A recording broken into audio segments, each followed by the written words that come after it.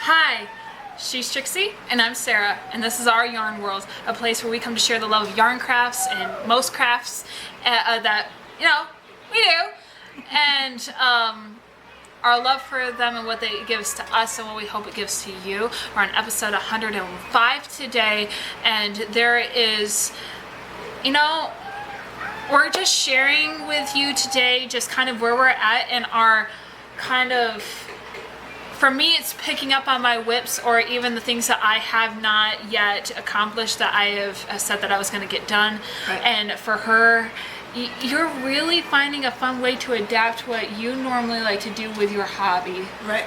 In a way that's not going to be so exhausting or so hot for the season. Yeah. So I hope that you enjoy our episode today and what we have to share and just where we're at and seeing what's going on. Because the one thing I will say about you, you're not scared of putting random collages of colors together.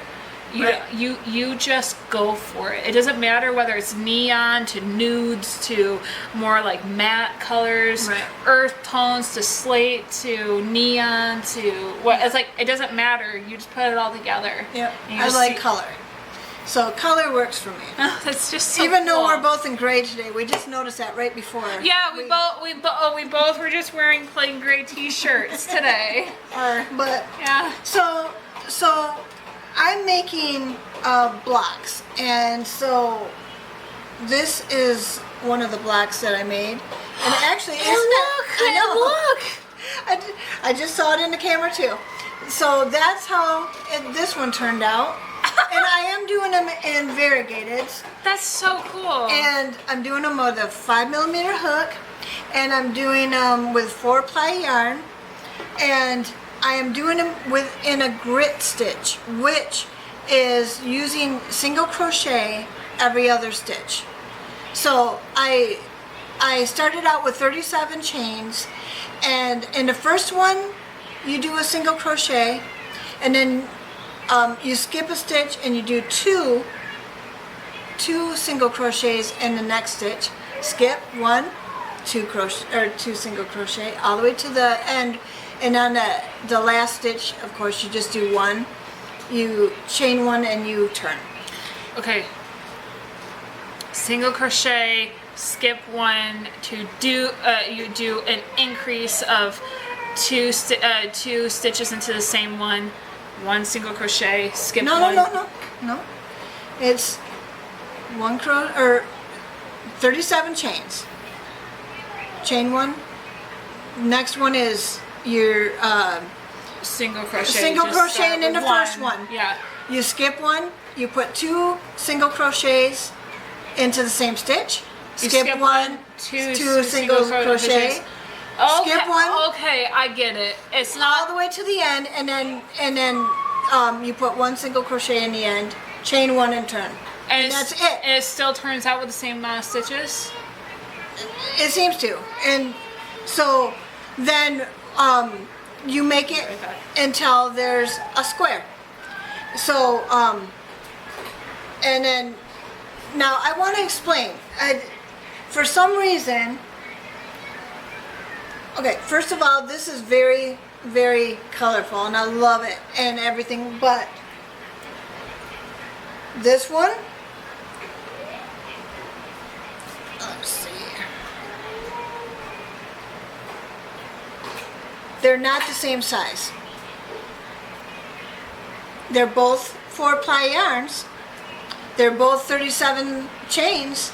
They're both 5mm hook, but some yarns are not the same as others. Just like clothes, right? You get one manufacturer makes a small, the other manufacturer makes a small, but they're different sizes. So they're both acrylics? Yeah. So what I'm thinking is that Sarah has some blocking blocks. Is that what they're called? Yeah, they're blocking squares. Blocking squares. So she's going to let me borrow one, and I'm going to see if I can't get these smaller ones to be the size of the bigger ones, so that when I put them together, it'll all work out for me. Now, last week or the week before, we went to Joann's and we found some yarns. Now she showed her stash last week. I did not, because they were in a different part of the room and I didn't want to get up, but I brought them over this time. So I bought some Big Twist, and this, it was on sale where we were at Yeah. Joann's. We were at. yeah. So this is the colorway, and it is called Retro Pop. And so this is one of the colors that I'm going to be able to do, and I think I'm going to be able to get 2 blocks out of one skein. Then I also bought this one, and it is called Happy Rainbow. And I kept a little piece of the yarn, and I taped it to the label so that I would be able to remember which one was which. And then I bought this one, and this one is called Unicorn Magic. So I just think the colors, I love variegated yarns, but my favorite is the one that you just saw, and I'm working on another one. So, and it's all these beautiful, beautiful, beautiful colors together, and it's called Rainbow Bright. So, yep, that's, and I'm figuring on, I'm hoping to get a whole nother square out of this. And if I can get 2 out of each of these, and then I've got more variegateds in my own stash, I should have a pretty nice blanket by the time I get done. I'm mentioned last week that I was probably going to outline them all in black, so that it just pops the colors. The black will recede, the colors will go forward, and it will be a nice blanket. It's all, I'm only using 1 yarn at a time, so it's kind of just a nice thin blanket.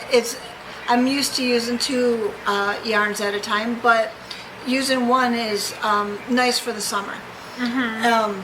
In the fall and winter, when I'm trying to stay warm, I will go back to my 2 yarns and have something flowing over my lap as I work and keep me warm while I'm working on all my cozies. But it's too hot now. At this point, on this video right now, it's 88 degrees here in Michigan, and I don't have air conditioning, so if you hear fans, that's why. We have to have some kind of airflow going through here. That's why, if you can see our hair moving or anything, Yeah. that's why. We are trying to keep the kids calm, so we're trying to do this video while they're still being relatively good right now. Using their self-control. And Sarah's actually starting to work on her little pillows. So here's the thing. Sorry. Every single time I think I'm going to make time to be able to really get back into my hobby of crafting, because I kind of went into a bit of a slump, I can't seem to pick it back up. Like, another thing comes into my head being like, hey, you need to get this done before you do that. Hey, you need to do this before you do that. Or it just doesn't seem like it's the project that's going to feel the most fulfilling at that moment. Like, it's what I want to be doing, or what I think is going to revive me, or like kind of be the project that I need right now. Because sometimes you need different forms of hobbies or different things kind of cycle through, especially in my opinion, of things that are like the foremost. I have never been someone that has had an easy time being able to stick and doing the same thing over and over again. Right. I kind of need, like, I kind of go through phases, and my phases always go back to the original, like, if I'm hyper reading, I will always come back to reading.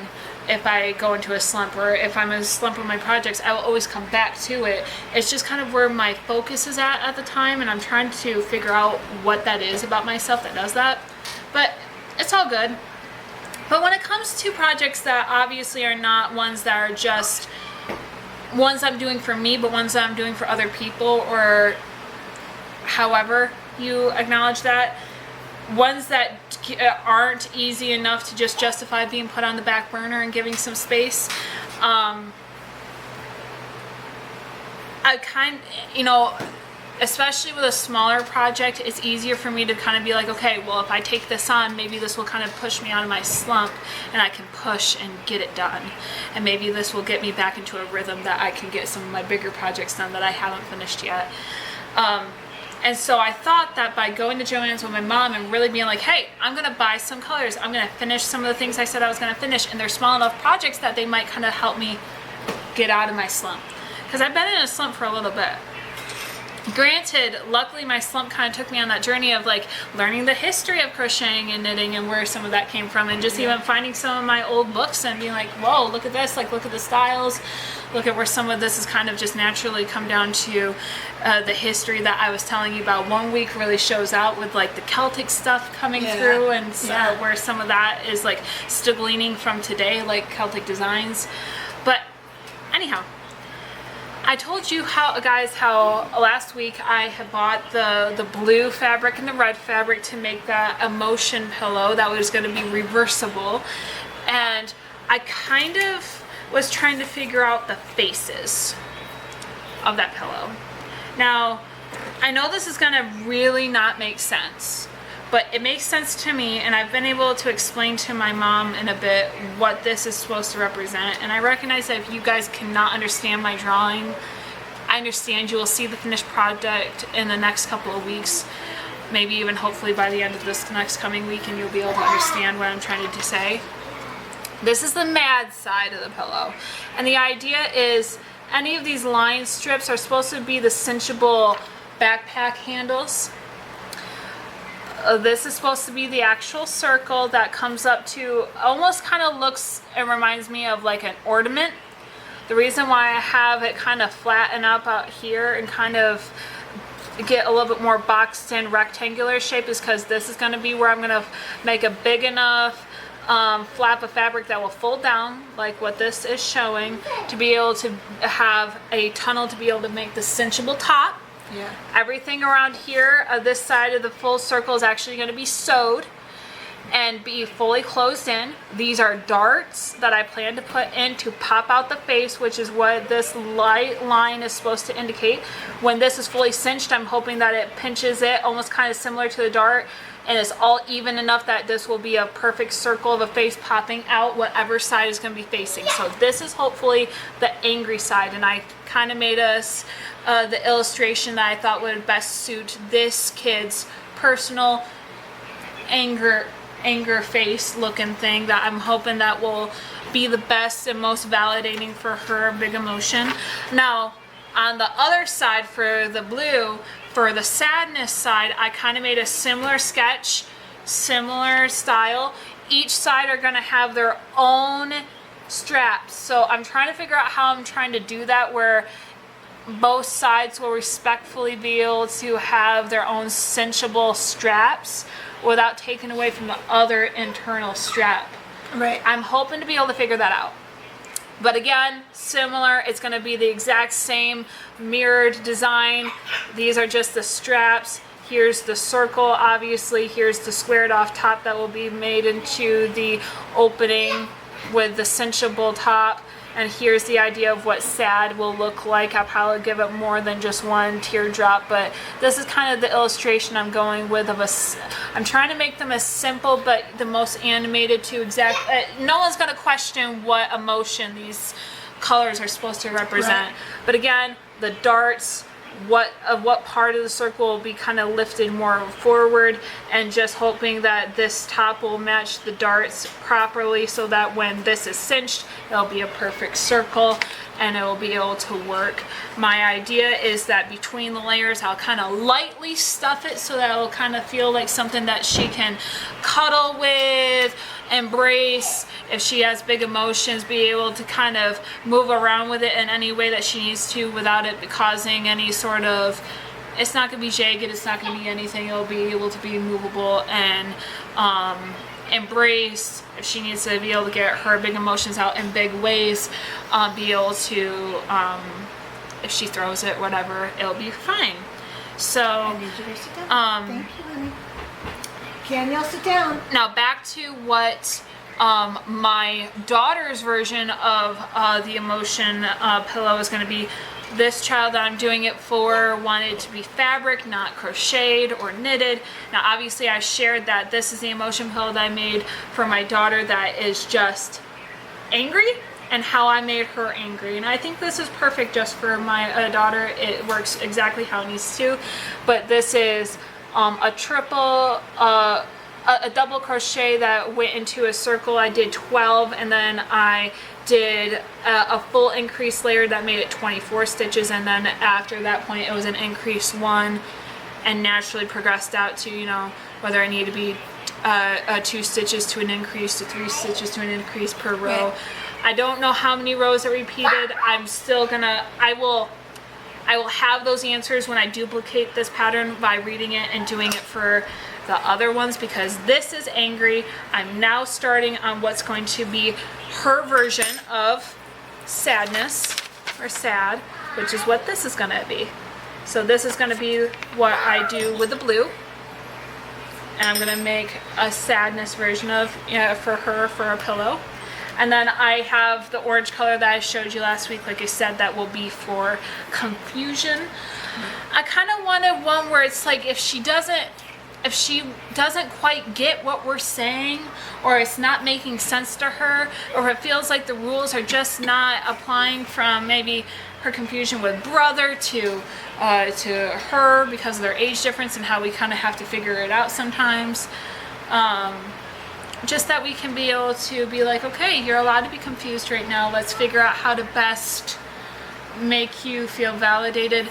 I know not all parents do this, and I'm not saying all parents have to, but we've been really working on teaching our kids what their emotions are as young as possible, so that they can be able to communicate by using their words to express what their emotions are, so that if they're becoming big and something that's kind of it feels hard to control, we can help them regulate and figure out how to, like, hey, if you're upset or if you're excited, let's make it so that we're discussing, identifying, figuring out what the emotion is, so that you can express it in a healthy manner before it explodes, and then you're running around excited and almost not knocking over into everything and making it so hard for us to be able to call you back from the moon.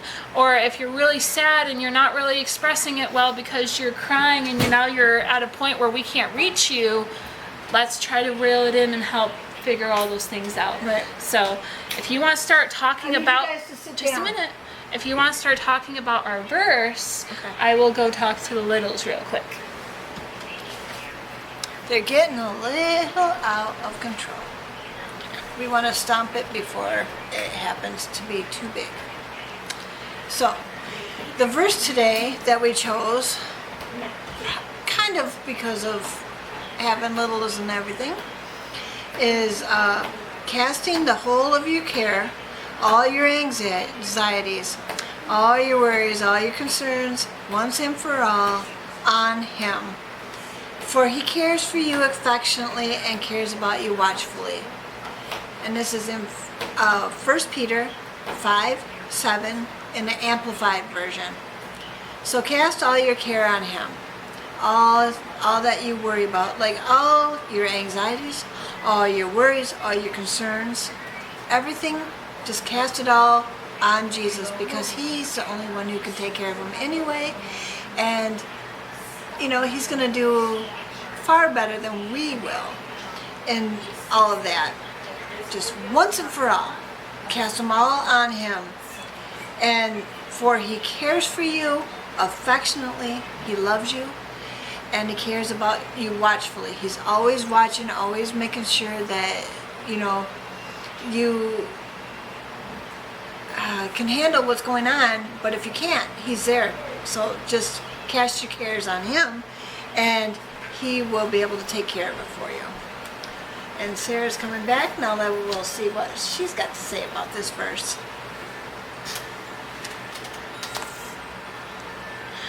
Casting the whole of your cares, all your anxieties, all your worries, all your concerns, once and for all on him, for he cares for you affectionately and cares about you watchfully. You know, sometimes when we don't always feel like we have all the certainty that we feel like we're supposed to have in our faith, it's a good reminder to realize that faith does not require knowing everything. We're not supposed to rely on our own understanding. The reality is that because we're not supposed to, not all things are going to seem clear in faith. Yeah.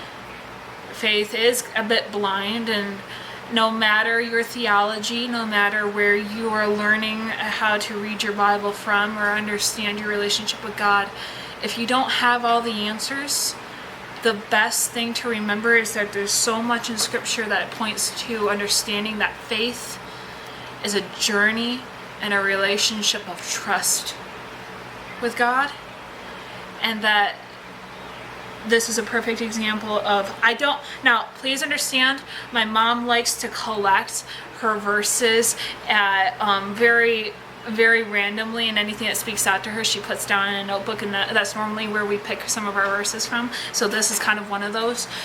I have not read this chapter or this book in a long time to know what the full context of this is, but this seems very self-explanatory, doesn't it? It just seems like this verse is supposed to be representative of, casting the whole of your care, all your anxiety and all your worries, all your concerns, once and for all on him, for he cares for you affectionately and cares about you watchfully. Seems pretty concise and to the point.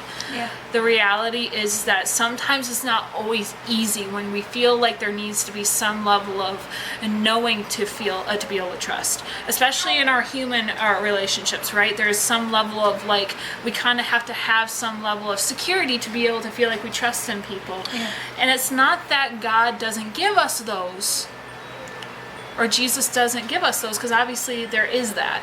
But sometimes in our walk of faith, that's not always the case. Right. And sometimes we have to remember that we have to practice giving over our anxiety, our worries, and our concerns to him, because he does care. He cares for us affectionately and watchfully, and he desires that of us. He desires that, sometimes it's not about fully understanding as much as practicing that trust. Yeah. And I know that's something I've been trying to work on, because it's not always easy to come from a place of thinking that you always have to know what you believe, to realizing that sometimes it's a building off of realizing that faith is in trust. And faith is as small as a mustard seed will still work. And it's just one of those things where it's you don't always know. You don't always have all the answers. We're really not going to know. We only know one part. Jesus is the only one who knows the whole puzzle. And I don't know if I'm using that verse in its full context when I say in part, but because I don't remember where that's fully from. But just knowing that God isn't, from my understanding, isn't planning to give us all the answers on this side of eternity. No.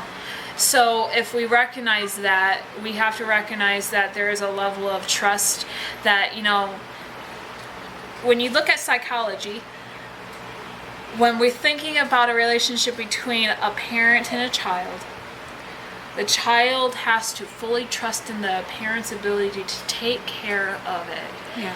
And it's that blind trust that propels that child along. And obviously, if you're with a caring, affectionate, and watchful parent, yeah, you don't have to worry about anything. That trust doesn't always need to be in question. But again, with the world that we live in, there's a lot of questions. Right.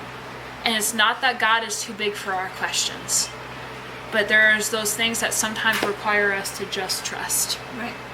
They don't trust in certainty or in understanding, but it's a trust of, we're giving this over, because in some things we have to just be able to just give it over. Right. So again, it's not about not asking your questions. It's about knowing that there's still a level of trust in giving over those questions. That it's going to take time to possibly get those answers, or come to a place of accepting that maybe some of our questions we're just not going to know. But that's still your journey with God, and learning how your relationship with God is going to be. Yeah. Yep. And so with that, we're just going to say, if you like this video, would you please give it a thumbs up? Also subscribe and comment. We love your comments. You know, I was just thinking about this. My mom, no matter what she does, she's normally into doing these sort of projects of blankets and just nice cozy projects. And I've always been stuck loving pillows. And it's one of those things where it's even now she's adapting for the weather to be able to still do one of her favorite hobbies. With me, I'm finding different ways to make one of my favorite projects something that is even able to be so functional for even the kids in my life, and something I feel like I can do to help them with their big emotions.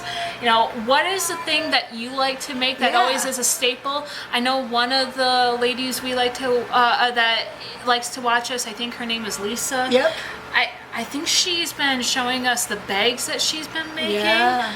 I don't know if that's... She likes to make flowers too. Yeah. I don't know if that's something that you make as a repeated thing that you generally gravitate to as one of your favorite projects, but like for you, Lisa, like if you want to share that with us, like is there a set project that you like to make and kind of like always kind of generate back to? Any of our other followers that have commented in the past, is there something that you like to just make that just like as a staple? Is it something that you kind of gravitate back to as like your baseline, and no matter how you use it, whether it's an actual fashionable pillow, practical, whether it's adaptable like this, even like with my mom, like is it a baby blanket, is it an Afghan block blanket, is it like one of your scrappy blankets? Because you do that where it's like sometimes it's very decorative, kind of like that tulip blanket where it's a deliberate design that you're repeating. Then you have ones where it's like, I need this stash to go away, so I'm just gonna make a scrappy blanket. Some of these it's a deliberate, like I'm kind of letting it go with how I plan it to be, but the pattern is variegated with blocked black. Let's see how it goes from there. Like you kind of still have your own version of what is the vision there. Or it's like, how am I going to use my favorite project to suit my need at this time? I kind of do that with like our Groomie / pillows. You like to do that with your blankets. And to tell you the truth, I'm more of a go back and forth kind of girl. I do know how to make the granny squares and all that stuff. And that's in a round. Yeah. But I prefer to go back and forth. And it just makes it better for me. I know where I am. I don't have to count. I just have to go with what the line is, turn it around, go again. And that's all I have to do, and I like easy. Easy just works for me. So. Well, I mean, it's not complicated, and it obviously serves its purpose, because a hobby is supposed to be fun, challenging sometimes, yes, but it's normally meant to be something that you do because you enjoy doing it. Exactly. And I can do it with anyone. Like if I'm with my girlfriends and they're just talking, I can still stitch away and join in the conversation, and I'm fine. Right. So it's a good all-around thing to do. Well, yeah, and like with this one, I was able to just start right up on this, no problem, because it's like, this is a very basic chill design, and it's very, flexible because and adaptable, because obviously I'm just making 2 large circles that I will just lightly stuff with some polyfill, and just on one of the circles I just have to kind of make shapes that will eventually turn into whatever emotion I want it to be. This was just very simple, but even like I'm not trying to make very complicated designs. It's supposed to be just straightforward. What is it supposed to represent? What emotion is it supposed to be like? The one thing I am having a hard time figuring out is what confusion's supposed to look like. I kind of figure that out. I think of like a worried line, maybe like a pinched eyebrows, and just kind of like a maybe like a slanted mouth, like kind of like, Maybe. I don't know about that. I just want to offer that emotion because sometimes we forget, like hungry, all these different things that kind of really make it very hard for us to think clearly. That's the kind of the thing that I'm trying to get them to understand, because they're growing up and these are the things that you'll live with your whole life. So I might as well get the tools that they can use right now before they grow up and don't know how to handle their emotions. Yeah. Well, my biggest thing is that, especially now, Olivia's been going to school for the last 2 years. She's just turning 5 this year, but she was in school when she was 3 because she was in a school program that helped her with her speech development because she had a speech delay, and then that instantly went into preschool. Now she's going to go into some version of kindergarten this year. My son is 3 going on 4 during the school year because his birthday's in January and he's 3 right now. But we're looking at a preschool for him, and it's one of those things where it's kind of just like, man, you know, when they're with their peers, kids their own age, they do have to learn to problem solve and how to recognize emotions, to be able to empathize, but also to be able to recognize it in themselves. And so I'm trying to be as offering them with as many tools as possible. And you know, this simple pillow has helped Olivia so much that it's one of those, like, why not? It's a nice project for me to do where I'm showing the kids that I care and I want them to be able to feel their emotions, but also just you know, it gets them involved. It gets them involved with my craft, and it's one of those things where it's like they feel like they can be a part of it with me. Yeah. And it's so much fun sometimes to see them be like, "Mommy, I want you. Can you make me this? How are you able to do that?" They almost look at these as like magic wands because our tools make something. When Sarah was drawing this, Olivia was sitting in my chair, and And she drew 2 different versions of sad, and Olivia sat right here and she picked this one. Yeah. It took her about 5 minutes, but she looked at them both and she figured it out. She took a couple, a little bit of time to navigate which one seemed to resonate with her more. She even did the eeny, meeny, miny, mo. I heard her say. So, you know. But she chose. Yes. And so this will make her happy because she chose the sad face. So yeah. Oh, and before I forget, Mom, because I had to go talk to my littles when this idea came to me. Can I see your blocks? Now, I'm not saying you have to, because I know you want to do black for all of it, but an idea. The bright ones border in black. The darker ones border in white. Idea. Checkerboard based off of which a pattern of A B of like white black, and then on the next row black white, so that it'll be checkerboard. But with the white, it will pop out the colors of the darker blocks, and with the darker border around the lighter colors, it will pop out this one more. And if you checkerboard it on top of that, kind of make an even amount of which one is dark and which one are lighter blocks, it might be a really cool effect as to how the colors will pop out. Got a new design, people. I thought of that when you were talking about it, but I think I had to walk away to. That's awesome. I think I'm gonna do that. So yeah. No. So here we got a new design right in front of us. All right. So. As always, we hope that you enjoy our video, and I hope that you enjoyed our time with us as we just wanted to share some, ideas, what we're doing. Hopefully you guys have some things to share. Like I was asking, like, do you guys have staple projects that you do with your hobby of yarn? If you do yarn projects like us. As always, we hope that you join us next week and that you enjoy what you saw us talk about today, and just, all that. And as always, we hope that you stitch your way to mental health.